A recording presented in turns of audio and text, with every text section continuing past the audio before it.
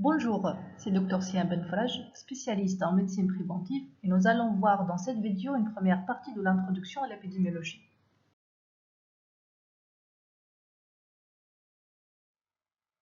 Le mot épidémiologie vient de la grecque épi, c'est-à-dire sur ou à travers, démos, c'est-à-dire population, logos, c'est-à-dire étude. Donc l'épidémiologie est l'étude des phénomènes de santé dans une population.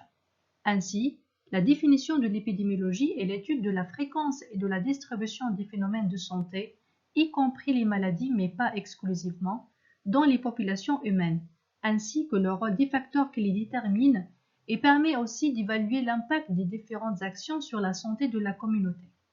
Les résultats issus de cette étude ont pour but la prévention des phénomènes de santé. Cette définition fait donc appel à plusieurs notions. La fréquence et la distribution. Il s'agit de la fréquence des problèmes et de sa variation en fonction de différents paramètres. Paramètres de temps, d'espace, de caractéristiques sociodémographiques, etc. Les phénomènes ou les problèmes de santé. Ils peuvent correspondre à des maladies, par exemple des maladies infectieuses ou non, maladies aiguës ou chroniques, à des handicaps, des traumatismes, des suicides, des indicateurs cliniques, par exemple la tension artérielle, ou des indicateurs biologiques, par exemple la cholestérolémie. Les populations humaines. L'épidémiologie s'intéresse au groupe et non à l'individu. C'est une grande différence par rapport à la médecine clinique. Ces populations sont définies d'après des critères géographiques, temporels, sociodémographiques, etc. Les facteurs qui les déterminent. Les déterminants.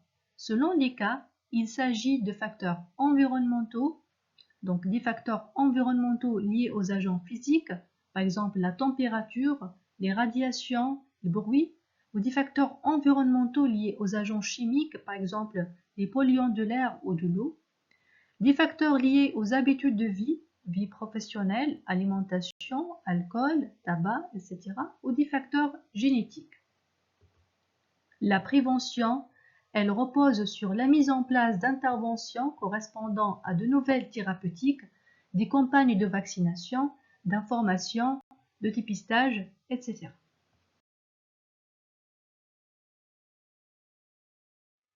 Donc, la finalité de l'épidémiologie est de favoriser une meilleure santé des populations grâce à une meilleure connaissance des problèmes de santé.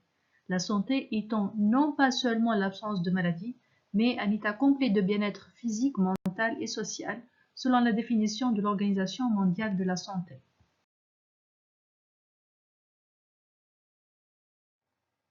Les médecins grecs sont à l'origine de la notion d'épidémie.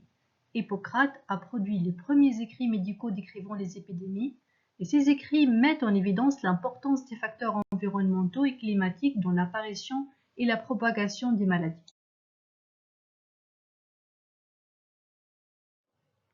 L'une des premières études dans le temps moderne est celle menée au XIXe siècle, en 1849 par Snow, qui était un médecin britannique, à la suite de la survenue de l'épidémie de choléra à Londres. Ainsi, grâce à l'étude de cette maladie et sa distribution à l'échelle de la population, que Snow a pu suspecter la source de l'épidémie. La suppression de la fontaine d'eau contaminée autour de laquelle il y avait une concentration importante de cas de maladie et de décès a entraîné l'arrêt de l'épidémie. Les grandes lignes de son étude sont les suivantes. Snow a commencé par cartographier les décès dus au choléra dans le quartier de Soho à Londres.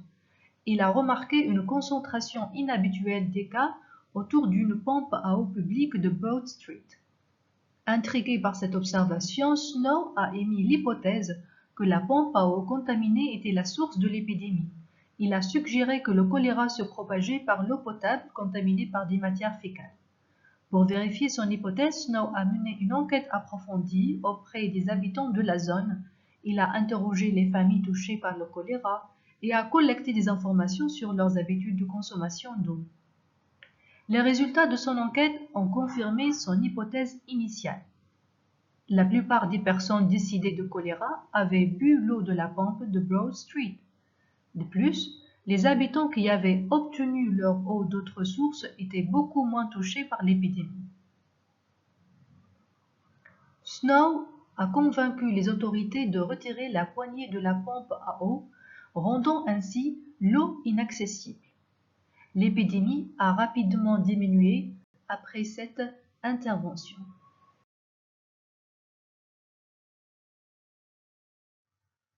L'épidémiologie a subi plusieurs évolutions pour s'étendre à plusieurs autres domaines de la santé. Par exemple, les maladies liées au cancer, les maladies cardiovasculaires et devenir la science de raisonnement objectif en médecine.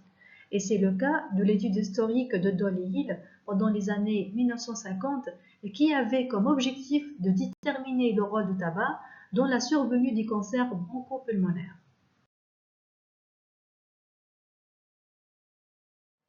D'abord, l'épidémiologie était considérée comme la science des grandes épidémies, c'est-à-dire les maladies contagieuses. Elle a subi une évolution et une transformation profonde. L'épidémiologie contemporaine fait face à des problèmes différents dans les diverses régions du monde. Dans les pays en voie de développement, les maladies liées aux infections et la malnutrition constituent des problèmes de santé majeurs. Ces pays subissent en plus une mutation sociale, économique et technique accélérée, faisant apparaître de nombreux problèmes liés à ces changements rapides de mode de vie. Par contre, dans les pays développés, ce sont les problèmes chroniques et dégénératifs comme les maladies cardiovasculaires, les cancers et les accidents qui sont les plus fréquents.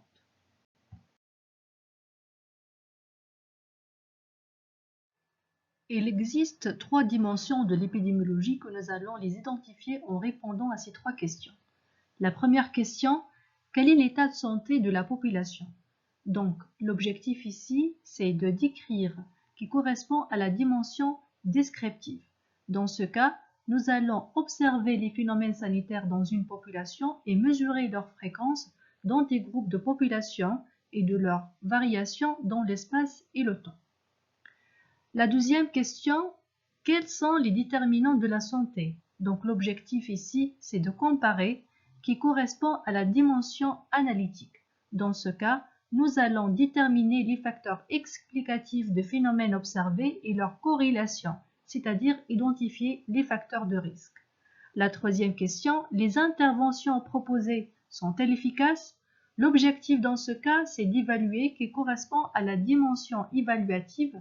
Donc, nous allons définir des solutions pour lutter contre la maladie ou tout risque sanitaire en question et mettre en place des actions de prévention, de dépistage, de prise en charge, de traitement ou d'une politique de santé.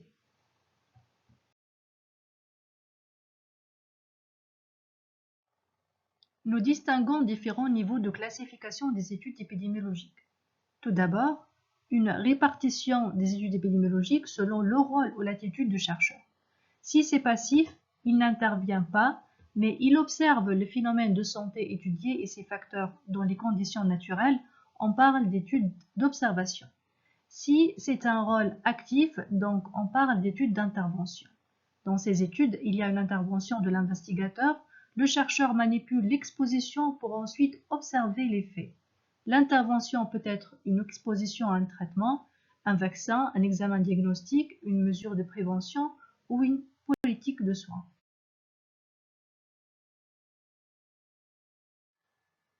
En deuxième lieu, selon la position dans le temps ou la chronologie de recueil des données, si le début de l'étude se place après l'événement à étudier, le recueil des données concerne des informations dans le passé, donc on parle d'études rétrospectives. Si le début de l'étude se place avant la survenue du phénomène à étudier qui nécessite un suivi au cours de temps et ne survient que dans le futur, donc on parle d'études prospectives.